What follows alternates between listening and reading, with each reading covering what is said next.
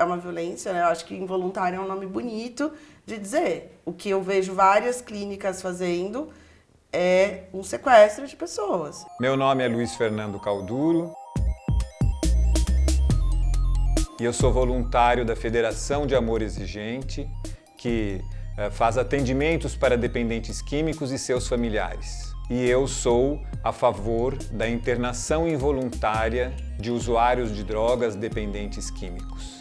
Mude minha ideia.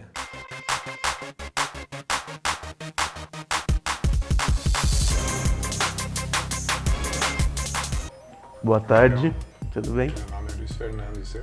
Flávio Falcone. Flávio.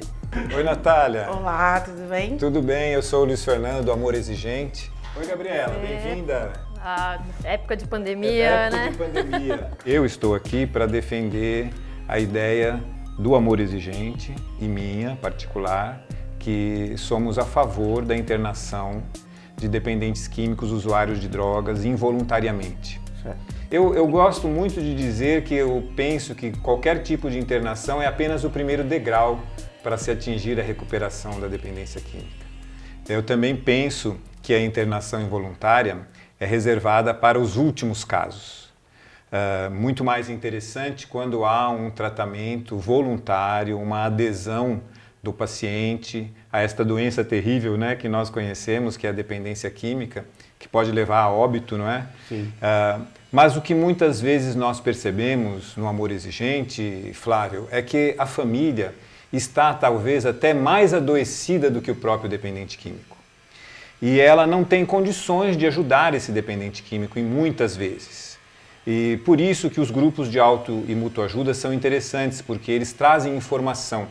E eles trazem um apoio aos momentos que o familiar está vivendo. Um primeiro momento de negação e depois um segundo momento de querer salvar aquele dependente químico a todo e qualquer custo. Eu sou uma advogada antiproibicionista, antipunitivista e eu não acredito no controle de corpos como solução para problemas sociais. E a questão da internação involuntária, ela é algo muito polêmico, né? Quando a gente fala da internação involuntária, a gente está falando aí, está colocando em xeque alguns direitos fundamentais que são violados, né? Que é o direito à liberdade, à autodeterminação e autonomia sobre o próprio corpo, que, na minha opinião, são direitos absolutos e que só podem ser violados em casos extremos, assim, né? Eu sou médico psiquiatra e não tem como eu ser totalmente contrário à internação involuntária, porque a internação involuntária é prevista dentro dos manuais de psiquiatria. Em dois casos especificamente. Quando a pessoa usuária de droga está colocando a própria vida em risco ou ela está colocando a vida de outra pessoa em risco. Isso geralmente acontece quando além do uso da droga, existe uma comorbidade associada, que geralmente é um surto psicótico. Agora, internação involuntária, como é feito, principalmente no meio particular, né, nas clínicas e comunidades terapêuticas particulares, e essa tentativa, inclusive, do poder público fazer o que tem sido feito no ambiente particular, eu sou totalmente contra, pela minha experiência clínica, e acompanhei muitos casos de internação involuntária que o acordo foi feito com a família. Então, para mim, esse é o primeiro problema. Eu acho que essa questão da internação involuntária, sinceramente, mesmo que tenha previsão legal e etc., acho que ela tende a não funcionar.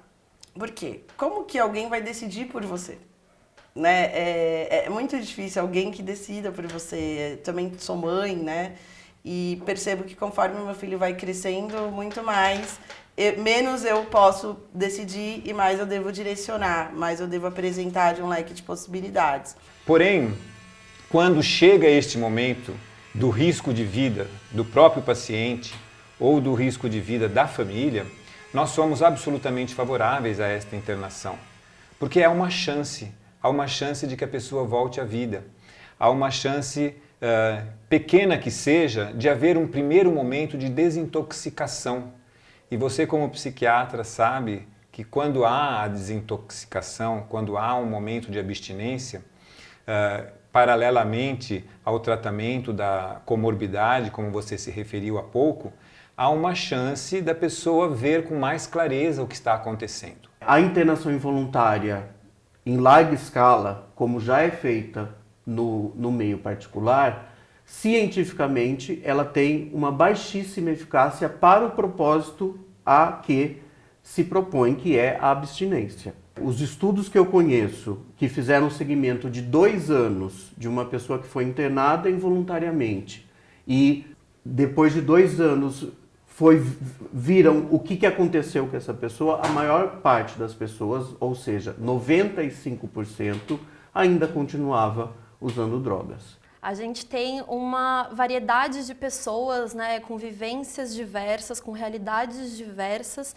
e as substâncias elas também agem de formas diversas nos corpos dessas pessoas, né? Então cada pessoa vai reagir de uma forma diferente a cada uso de substância. Então eu acho que assim, não existe uma solução fácil para a problemática do uso abusivo, mas a internação forçada, né, a internação involuntária, ela não é e nem pode ser uma solução. Eu concordo plenamente que você apenas retirar a pessoa por um tempo e depois devolvê-la na mesma situação em que ela estava antes é pouco eficaz. Você também deve conhecer comunidades terapêuticas sérias, comunidades terapêuticas que buscam realmente trabalhar esta questão de mudanças de comportamento através de passos de narcóticos anônimos, alcoólicos anônimos e também dos princípios básicos e éticos do amor exigente. É uma reconstrução comportamental da vida, partindo de um momento de abstinência, de um momento de lucidez, para que a pessoa possa tomar realmente a opção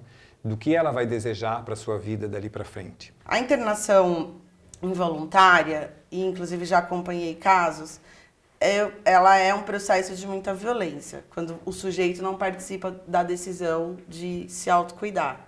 Porque foi ele que decidiu fazer o uso de substâncias. Então, ele deve partir dele também e enxergar que ele está no momento de refletir sobre o uso dele, que está no momento dele se cuidar, né? Porque senão, o que acontece? O sujeito sofre uma violência, porque um sequestro é uma violência, né? Eu acho que involuntário é um nome bonito de dizer. O que eu vejo várias clínicas fazendo é um sequestro de pessoas. O que geralmente esses lugares propõem? Olha, seu filho vai vir para cá, ou sei lá, seu familiar, só que ele tem que ficar um tempo sem contato. Muitas delas, inclusive, colocam um prazo mínimo de 30 dias para o contato com o exterior, que é nesse momento que o sujeito pode sofrer, inclusive, violências não só psicológicas, mas também física, além de um uso forçado de medicação, né, com coerção e etc. E quando ele for contar para o familiar, inclusive, não vai acreditar, porque, né, existe uma ideia distorcida de que o sujeito usuário de droga é um manipulador e, portanto, um mentiroso, que é um outro estigma que recai sobre as pessoas que fazem uso de drogas, né, que é a ideia de não credibilidade, de não confiança. E aí o sujeito fica ali em risco, a família acha que está fazendo bem, mas na verdade está sendo enganada, está gastando dinheiro. E a tendência é que esse sujeito, quando ele volte para a rua, ele entre num uso de substâncias ainda maior do que ele está, é grande. Eu vejo que muito do que você falou é real e realmente as famílias precisam estar muito atentas em onde fazer a internação dos seus filhos e quando fazer a internação dos seus filhos. Porque quando você diz que as pessoas que são internadas acabam são desrespeitadas e acabam correndo risco de vida, muitas vezes no uso elas também estão sendo desrespeitadas e correndo risco de morte. Então eu penso que sim, nós temos que convergir com a ideia de que as famílias precisam estar muito bem orientadas. Em que momento fazer a intervenção, onde fazer a intervenção. E buscar, nos grupos de apoio em especial, informações. As famílias trocam experiências. Nós estamos partindo, talvez, de dizer o que é o menos ruim, ou aquilo que vai poder salvar uma vida. E a comunidade terapêutica surgiu para ocupar esta lacuna, quando a família já era disfuncional, quando a família já não tinha mais condições de fazer um acompanhamento bom para uma doença grave, crônica e fatal, que é a dependência química. Eu não estou dizendo que todas as comunidades terapêuticas são assim, mas existe um número muito alto e grande de denúncias de violações de direitos em diversas comunidades terapêuticas, porque o Estado ele não consegue fazer o controle necessário, né, e fiscalização de todos esses espaços, inclusive nem acolher todas as denúncias.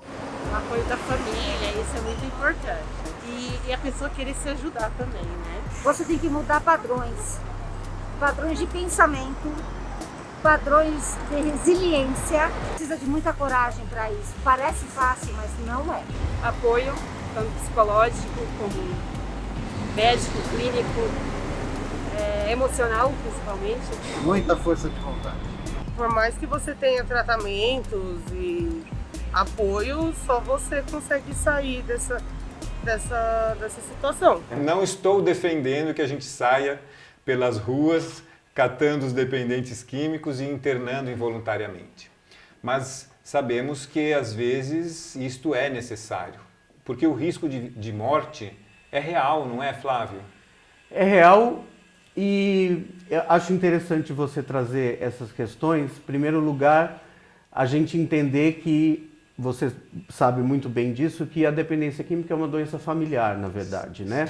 E o dependente químico, ele esconde um problema que não é um problema só dele, é um problema da família, né? E, além disso, outra coisa muito importante de ser colocada aqui é que antes do processo de dependência química, geralmente tem uma doença psiquiátrica que, na maior parte dos casos, é a depressão, e que a pessoa vai buscar a droga como um tratamento, com muitas aspas, para essa depressão. Então, é muito importante ter esse olhar. Agora, do ponto de vista de saúde pública, e posso dizer, pelos meus 8 anos de experiência dentro da Cracolândia, nesse momento, muitas pessoas estão, inclusive, voluntariamente procurando internação. E o problema que tem acontecido é que essas pessoas não têm moradia. Então, elas passam pela internação voluntária, ficam 1 mês internados numa enfermaria psiquiátrica, depois elas passam 5 meses numa comunidade terapêutica e quando elas saem de lá, elas vão para onde? Elas voltam para a Cracolândia. Então, a dependência química esconde um monte de outros problemas. E quando a gente fala de pessoas em situação de vulnerabilidade, ela esconde também a falta de moradia, a desigualdade social produzida pelo nosso sistema capitalista de organização da sociedade. Então, é muito complicado a gente querer resolver um problema de desigualdade social com internação involuntária. Você tocou num assunto muito importante, Flávio, que é a reinserção social. E eu, talvez aí, tenha que mudar de cadeira com você para dizer que eu não acredito em internação involuntária apenas como internação, sem que haja um prosseguimento desse tratamento, sem que haja uma reinserção social que inclua a moradia ou que inclua um novo relacionamento familiar saudável, funcional, não é? E sem que inclua emprego, inclusão social, etc. e tal. Então é um problema realmente muito grande. Talvez o ponto onde a gente diverge é na questão da recuperação, né? Talvez você entende a recuperação como abstinência. E eu, como trabalho na linha da redução de danos, para mim, a abstinência é um dos recursos da recuperação, mas não o único. Isso depende de cada caso e depende, inclusive, se a pessoa pode fazer redução de danos. Porque, usando de novo a ciência, no tratamento da dependência química, só 20% consegue ficar abstinente. Então, tem 80% das pessoas que seria muita crueldade, através de uma política pública, a gente exigir a abstinência, sendo que isso é impossível pelo conhecimento da ciência. Se ela quiser, sim. Agora, se ela não quiser, acho que não adianta. Tem que ir pela vontade da pessoa e não porque eu quero outra pessoa quer, entendeu? É uma opção. A internação em clínica é uma opção, mas não é a solução. Se não der continuidade a um suporte real e contínuo aqui fora, é dinheiro jogado fora. Acredito que podem ter casos que sim é a solução efetiva, mas não acho que seja o único meio ou principal, talvez. Algumas pessoas vão encarar a internação como um abandono de me jogaram aqui e não me querem perto de casa. Outras pessoas vão entender de, cara, eu cheguei no fundo do poço e esse é o meu impulso para sair daqui. É porque você tira no primeiro momento do convívio daquelas pessoas.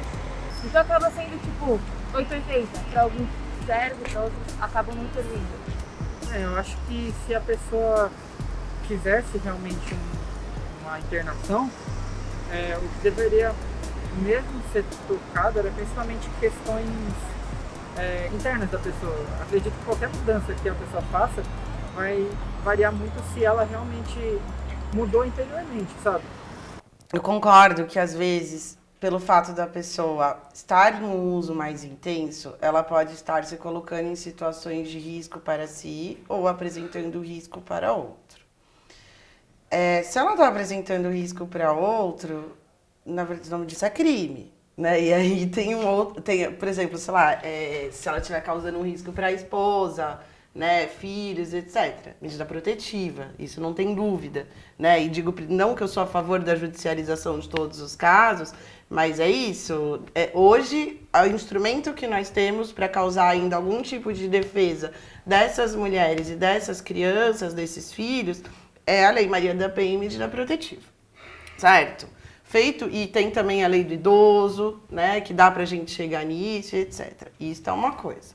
Se o sujeito está causando risco para si, aí eu entendo que o Estado tem essa orientação, né, de que o bem maior é a vida, mas a gente tem um bem que quase concorre com o bem maior da vida. Se chama liberdade. Tanto é que o Código Penal brasileiro, ele não prevê pena de morte, né? Então, claro, a vida é maior, mas assim, a pena máxima que a gente tem de punição no nosso código é a liberdade. E eu acho que quando a gente coloca tudo em questão, assim, basicamente por qualquer desvio de comportamento ou conduta, as pessoas podem estar sujeitas a perder um bem tutelado pelo Estado de Direito de um valor quase similar ao da vida, a gente está normatizando comportamentos, assim, e levando as pessoas a não perceberem esse buraco que nós chegamos até agora. Que é nesse buraco que nós chegamos, né? Uma normatização de pensamento, uma normatização de condutas, que basicamente está levando a gente quase para o fascismo. Natália, realmente, essa questão de liberdade, ela é fundamental para o ser humano. Mas a dependência química, que é uma doença progressiva e em determinados estágios da dependência química, o indivíduo já não tem mais condições de poder fazer boas opções.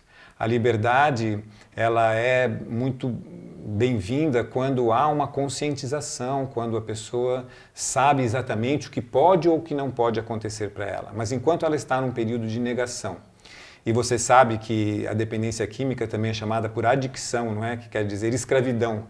Então, esta doença, ela opõe-se à questão, à ideia bela da liberdade que deve existir.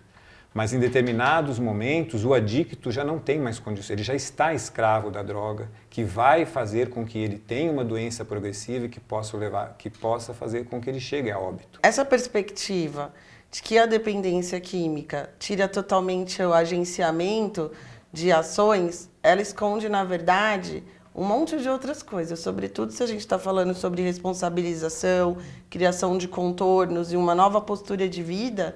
É preciso entender o que está por trás do que a gente está colocando na patologia chamada dependência química.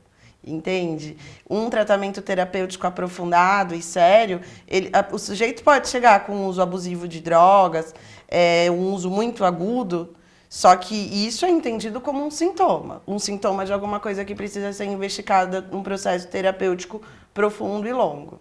Se a gente coloca, inclusive, toda a irresponsabilidades e malefícios que as pessoas eventualmente possam estar cometendo atrás do uso de drogas, nós estamos, inclusive, elegendo o inimigo errado.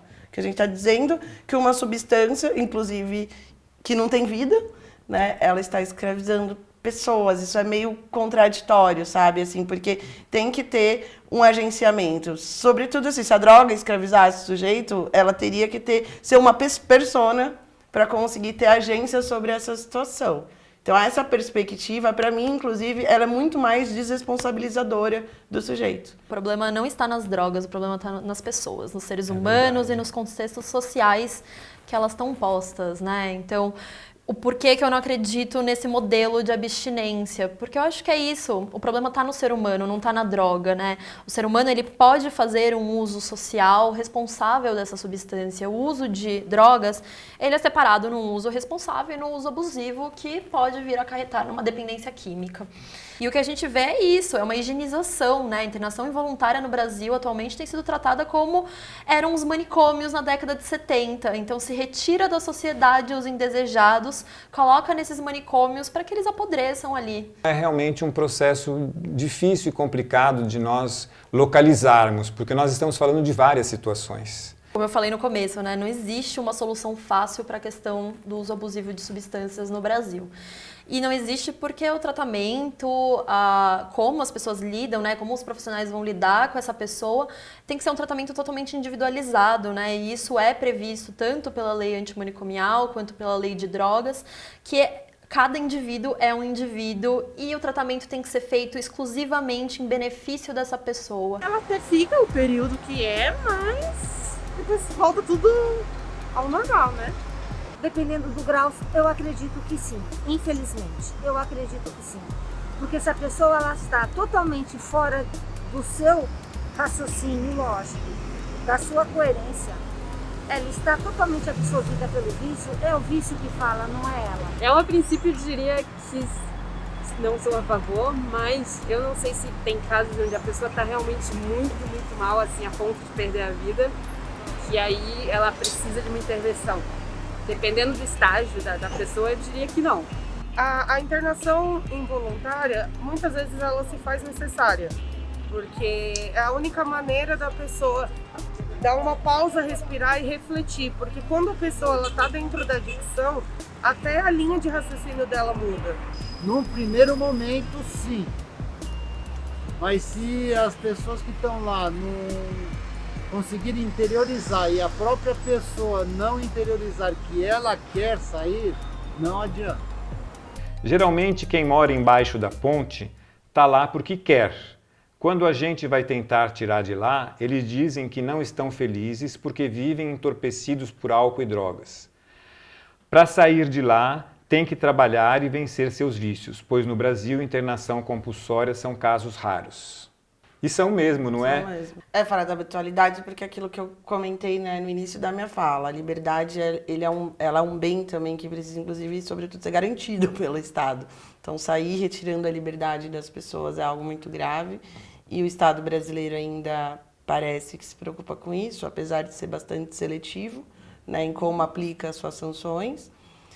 Ele ainda tem isso como princípio. É raro, espero que continue sendo raro.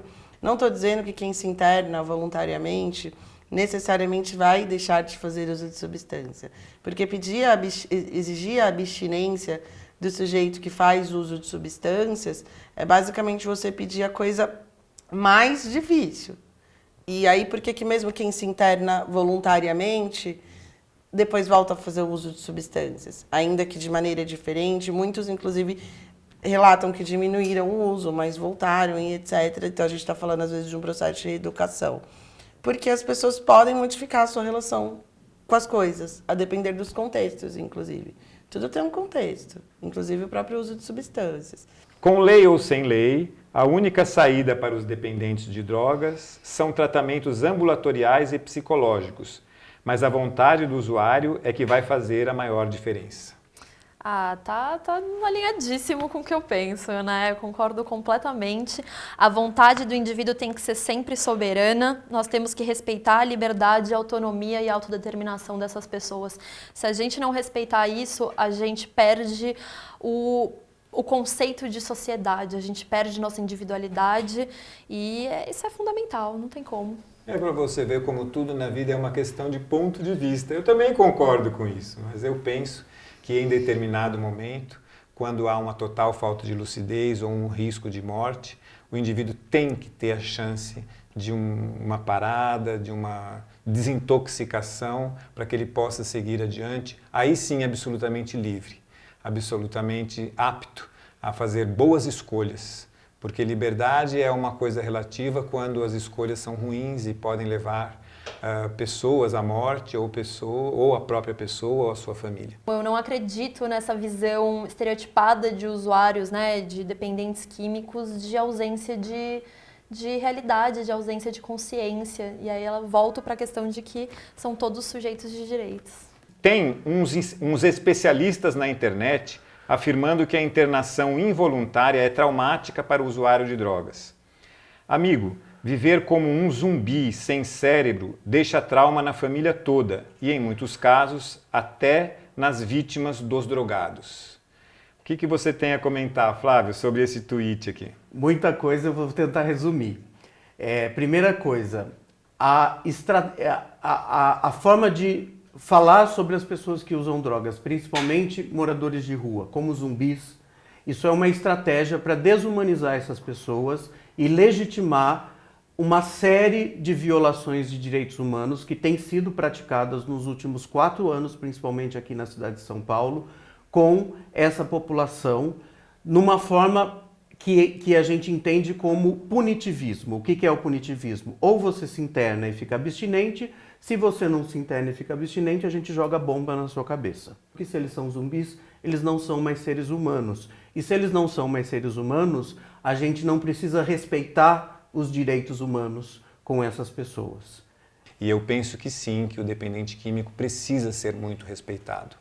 Inclusive no momento em que ele não está em condições de ter suas próprias decisões, que a família ou que alguém que tenha um cuidado especial por ele possa tomar uma atitude que naquele momento ele não teria condições de fazê-lo.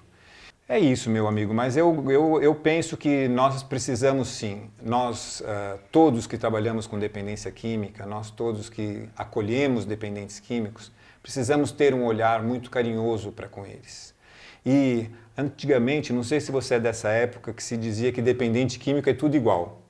Hoje nós vemos ao contrário, cada caso é um caso, exatamente porque respeito a sua opinião de psiquiatra, que diz que há as comorbidades e que muitas vezes a dependência química é uma doença secundária que surgiu em função da doença principal. Acho que a gente tem a capacidade de encontrar soluções para questões complexas com soluções complexas. A gente não vai encontrar soluções fáceis para casos complexos, entendeu? Eu acho que a internação involuntária, basicamente, a gente subestimar a nossa capacidade enquanto humanos de solucionar coisas.